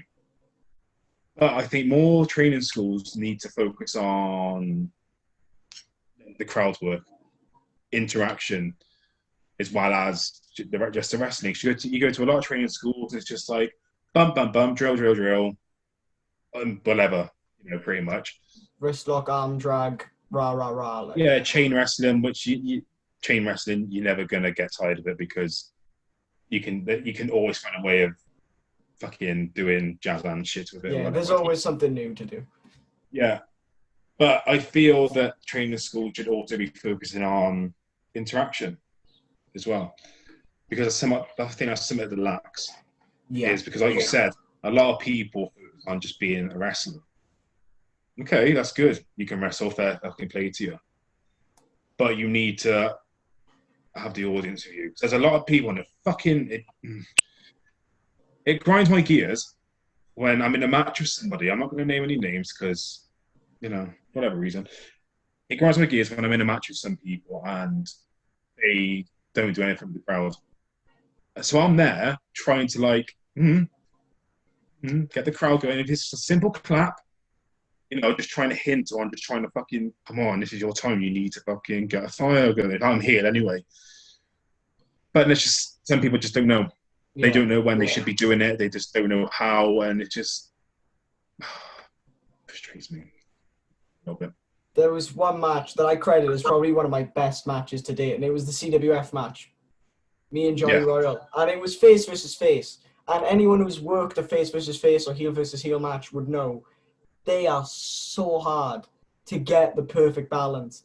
And we tried so hard, and it fell on deaf ears, I think, a little bit of the crowd work we were doing.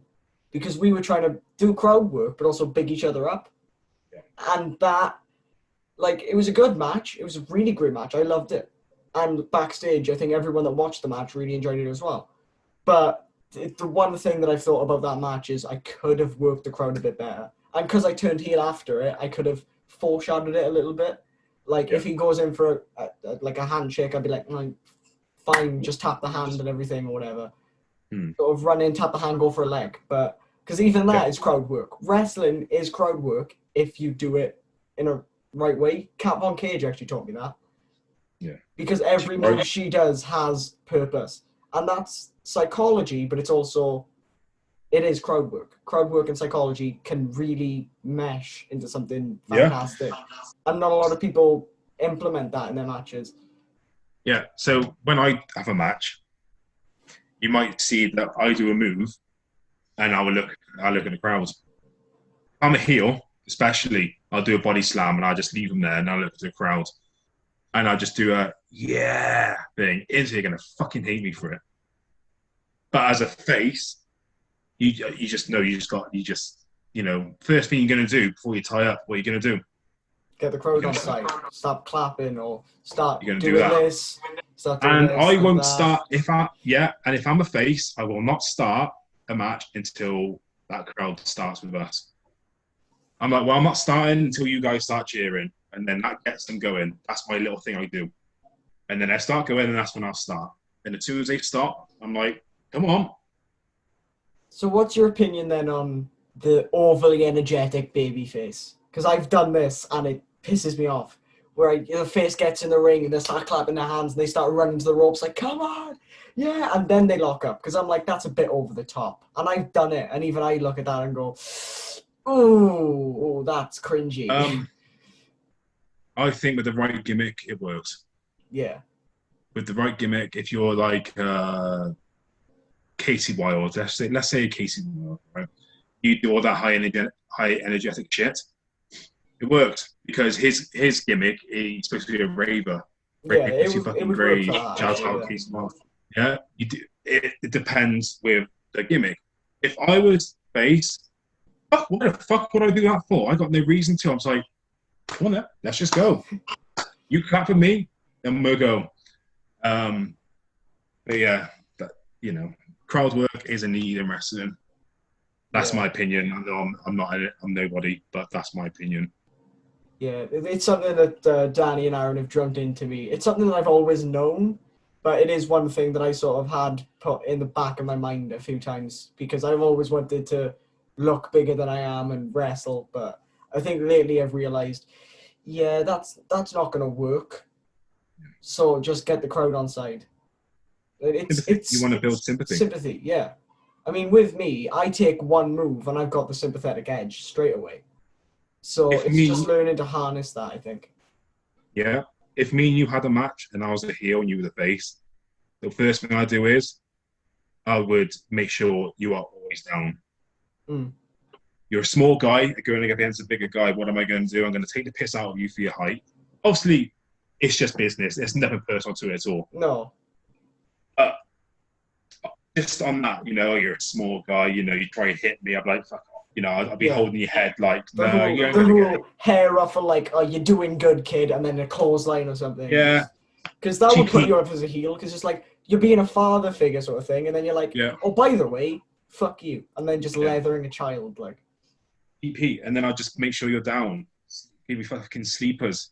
And then, that's your chance, and get the fucking crowd going, and... The whole hitting the mat, kicking the mat, dragging up. I love that shit. I love it so much. Simple shit, love it. And everyone goes for a rope break now. It's like, if you've got that fucking crowd on your side, it doesn't matter how strong you are. It's literally, it's the adrenaline that the crowd builds up. I mean, for crying out loud, Bret Hart once stood up with Yokozuna on his back. Bret Hart's not a strong guy in that respect. Like, okay, yeah, he was a strong dude. But do you really think that, like, looking at him against Yokozuna, he could lift him up? Fuck no. Yeah.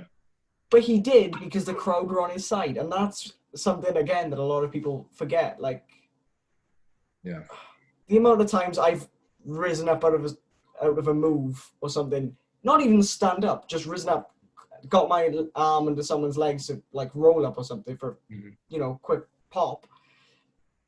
I go backstage and people are like, you shouldn't have been able to do that. You're not strong enough. And I'm like, but the crowd were behind me. It builds up the adrenaline. When someone's supporting you, you're stronger than you ever are. It's a mental health thing. And I think wrestling is a perfect allegory for mental health.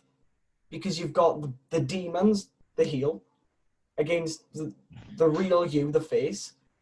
And it's constantly, because it's heat. Heat is mental health. Because the bad guy's always beating up on you. You're beating up on yourself. Yeah. So it's like, that's what I see. And when I see a face rise up, like, it's like, yes, I can do that. And that's why I think I use wrestling, just to go back to that for a bit, as to get myself out of a slump with mental health, is because I can see it that way. No, I love it. I love it. So Yeah, it's it's like, such a good way of looking at it. Yeah, fair play, man. Such a good way. but it's a lot of people can't see that, and I'm like, well, that's fair, but it's Hmm. just eye of beholder sort of situation there, I think. So we've spoken a bit about heel and face. This is going to be very fucking long because I still have a few questions. What do you prefer working? Heel, Face, face, face? face. I wasn't expecting that.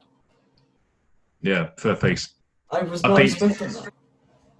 but I think that's because of how many years I worked face, and I'm just used to it. Cueball should be a heel. Mm. He was born a heel, but I don't think Cueball can be heel. More neutral, I'd say. Yeah. He was neutral. You know, if he goes out there and gets booed, he'll go with the booing. If he goes out there and gets cheered, like without blowing my trumpet, he will. Then, especially with like me and D, yeah, and Oh yeah. Scare is supposed to be a heel team, but we go out into the RWS, fucking, yeah, we go out to RWS and we get cheered. I don't know why. I actually don't know why we get cheered for, because we don't really do anything facey. Mm. But I don't know. But I prefer working face. I do prefer working face.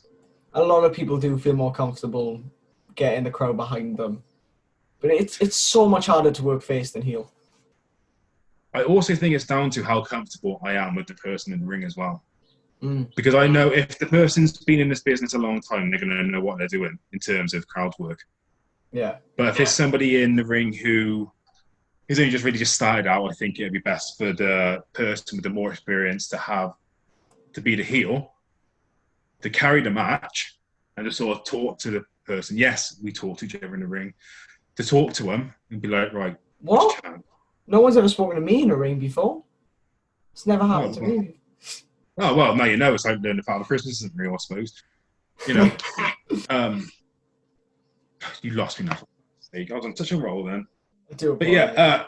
yeah, the more experienced guy should be the heel because he can carry the match and he can speak to the person he's against, like the person who hasn't had enough experience, if you will.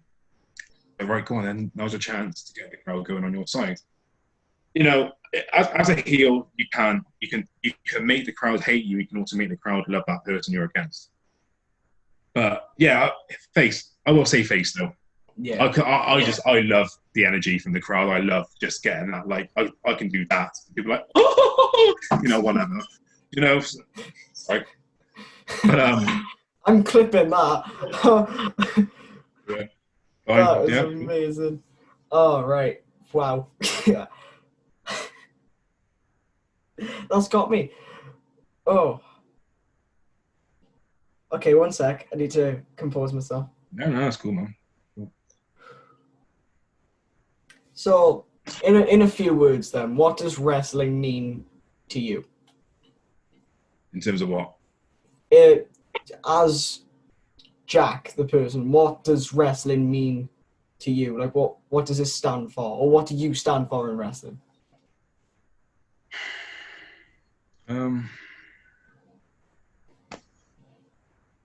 I don't know.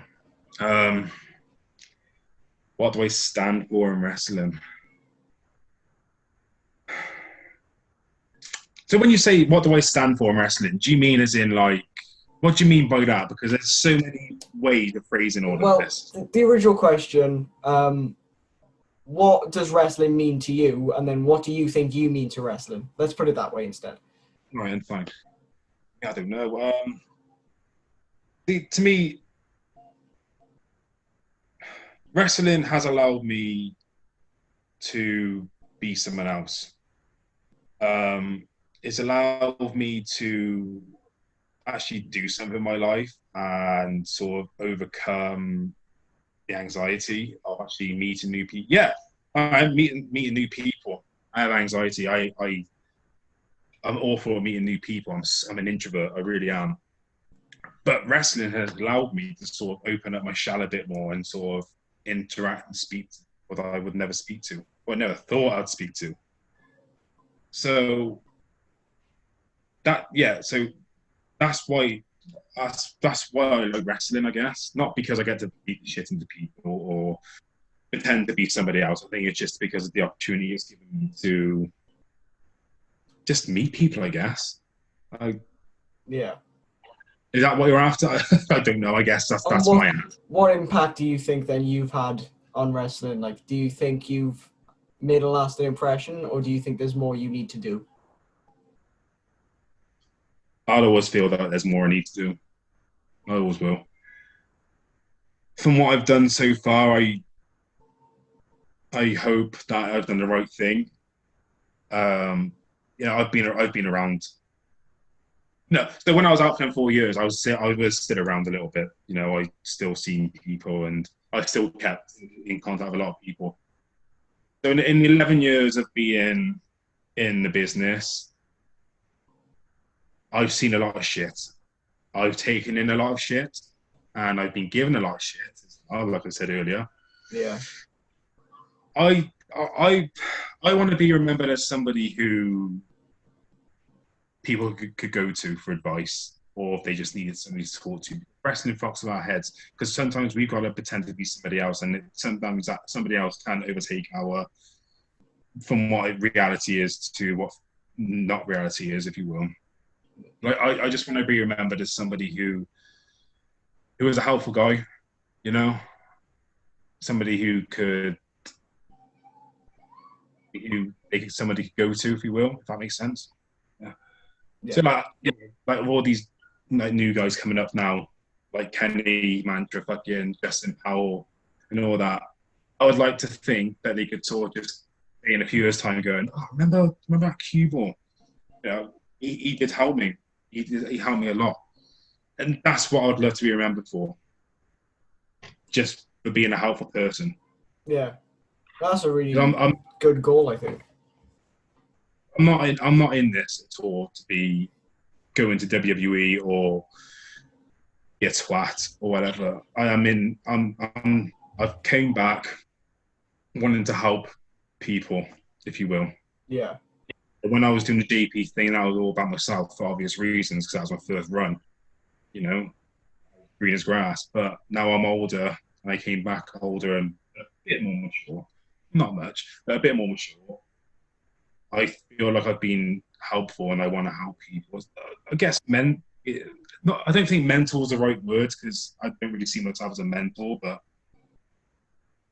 yeah, just helpful. Just I just want to be remembered for being helpful, Yeah. being a good guy, I suppose. Somebody who could be Jack and then also, when needs be, can be Cueball. And then, you know, Yeah. you with me at all? I mean, I don't Yeah. know. No, like people like Barcy. Barcy is remembered by a lot of guys as being that guy they could go to. Like for me, Danny is the guy I can go to, and Aaron. So you want to be that sort of figure then to Yeah. someone. That's a good goal. I think I'm about the same with you on that. And I'd like to think that I can give advice.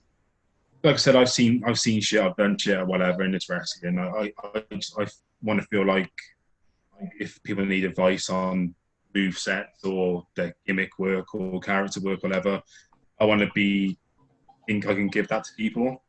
Yeah. Just in terms of the different gimmicks I've had, because my gimmicks have been completely different. You've got this insane nut job I've been, who's a clown. Then I've been this dark demonic character. It was only for a few months, but I was still that person. I still had to set myself up into that mode. Now I'm this person, so I feel like I could give advice if need be. Yeah. You've been through it all, really, as sort of in that 11 years, let's call it. I wouldn't say I'm a veteran. I'm not a veteran. But I just want to be remembered as somebody who could give advice when needs and who could be helpful and not be a dick. Yeah, well, I think that seems fair enough. So we've gone incredibly long anyway, but there's one question that I've asked on all three of them that I'm going to ask to you quickly. And we haven't talked about video games or anything, so I'm not going to ask the video game question. I'll ask it about wrestling.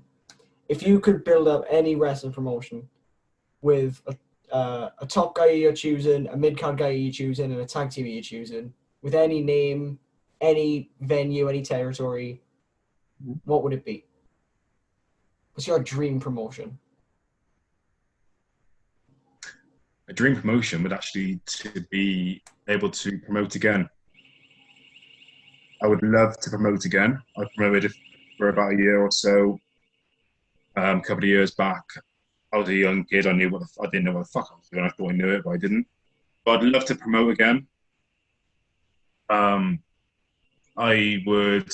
I think not being biased, but I would put Big D up as my main guy.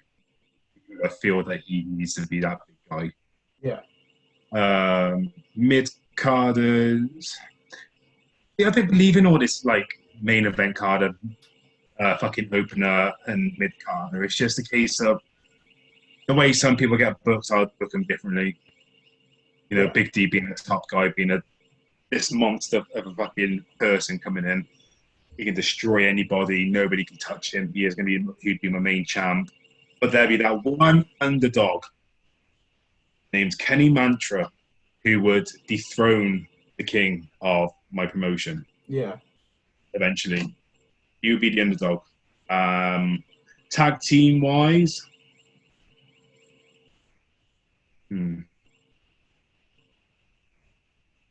yeah. I'm sorry, I'm sounding really clicky, but like I said, I'm really not trying to sound clicky at all. It's just I'm thinking of guys who are close to me and who I feel need a push. Yeah. I would have you on my promotion any day. Thanks, man. Yeah, I appreciate that. As an announcer, I'm joking. I'll happily give you an opportunity in matches. I really would. Every promoter ever. Yeah, we bring you in just on mic. I'm good with it. I love being anything I am, but obviously I want to wrestle. But an opportunity is an opportunity. A spot's a spot. So. Yeah, well, you're more than an announcer, mate. Thanks, man. I appreciate that. You really are. Keeping that opportunity to push yourself matches and have matches, prove who you are, and to prove why you're not just this small dude that you think you are. Yeah. Maybe a small dude, but you got a big brain, friend. Yeah. Yeah. Well, that's the gimmick. So try and live up to that. That question kind of went off topic again. So this is like the untopic thunder. That's the entire show. The entire premise of the show is we set topics and the thunder destroys it. So there we are. The explanation behind the name. Yeah. 4 episodes in. Fucked. Yeah, there's my answers. You know, Big D being a top guy, Kenny being the underdog. You come in somewhere, you need a tag team partner. I think I'd put you with Danny Owens, to be fair. Like a sort of mentor kind of because I know you and Danny are like quite close. Yeah. Working with him properly in tag matches would benefit you. Yeah, I think so as well. I don't know about another tag team. I'll see High and Mighty, but I don't want to keep everybody names them. Yeah. I think everyone will name them because they are High and Mighty. I mean, they deserve all the credit they are underrated. They really are. Yeah. Yeah, they are. There's my answers anyway. There's my answers, so you can do what you want now. Well, that's fair enough. We probably end up having to do a part 2, honestly, at some point, because there are still a lot of things we can touch on. But we can't touch on it today because this has gone incredibly long. So before we go then, any social medias that you want to shout out so I can link them below? Yeah, so I'm going to shout out my Cueball page. Please, if you like that. I'm 5 followers away from the 700 mark, and I need them 5 people to actually like my page. My YouTube channel for the Cueball Bearded Rambles, which is Cueball TV, or just put in Cueball Bearded Rambles because that's the only thing that will come up on YouTube, thankfully, is my stuff. And that's it, mate. I haven't, have my Instagram shit because that's kind of personal way, so that doesn't matter. But that's it. Yeah, so just my Cueball page and my YouTube channel. Please like, subscribe, and share to it. Also, like, subscribe, and share Kai's stuff as well. Thank you. Yeah, I do things. I also make things. So yeah, it's been great to have you on this. Actually, I'm gonna be honest. I honestly thought we'd struggle for time. We fucking. We, This could be we, another episode of Steve-O yeah. minus Oh, Doctor Who. man. Yeah, I'm gonna have to have you on as on a focus episode at one point, but we'll get to that when we get to that. My phone's blowing up, so it's about time that I leave anyway. Yes. This has been Cueball. I've been me. You've been you. I'd be me, yeah. I don't know what the fuck that was I just done. We've been us. You've been you. Thank you. And fuck off. Oh, And it's wait, a good no, night. it's goodbye and fuck off, isn't it? Good. No, What it's is a my good night from outro? him.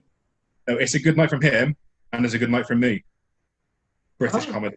Oh, yeah, it is. Yeah. I forgot what my own outro is. Goodbye, fuck off, all that nonsense. Yeah, piss off.